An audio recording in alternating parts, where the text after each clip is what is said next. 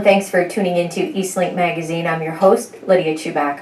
On today's episode, most kids play with G.I. Joes, but a Timmins man is taking it to the next level. Lorenzo Jalbert has built his own collection of custom models, everything from Jeeps to tanks, and all accurate replicas of those vehicles used during the Second World War time period. Learning about history is a little bit easier if you can see it. And how about play with it? We'll introduce you to a Timmins man who has over 100 full-size World War II replicas. And sweeping away the remains of a light to scale, and many of the parts move. Neil White has that story. Keep watching. A local man has been building detailed models of World War II era military equipment. And recently, the Timmins Museum held an exhibit with all of his work. Neil White introduces us to this tinkerer and his incredible collection.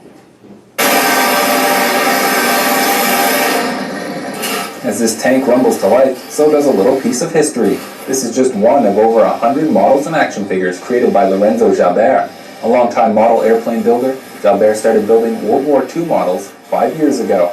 Jalbert fell in love with building the models and has been crafting them ever since. I built my Jeep for my World War II aircraft to bring my 1/6 scale aircraft to the runway and to fly it just like they used to do in World War II.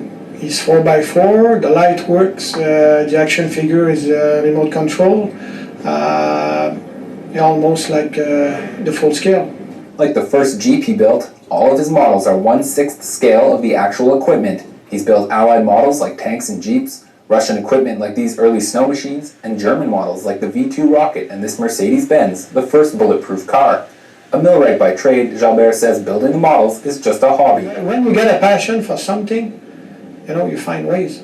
Many of the models are also remote control operated, able to drive on their own. But Jalbert says it's not always easy to design these pieces. For example, this Tiger tank is the largest model Jalbert has built so far, which created some difficulty when he wanted to get it to drive. There was some big issues, what kind of drive I'm going to use. Jalbert says building the models has taught him a lot about the history of the war and how that's impacted the world we live in.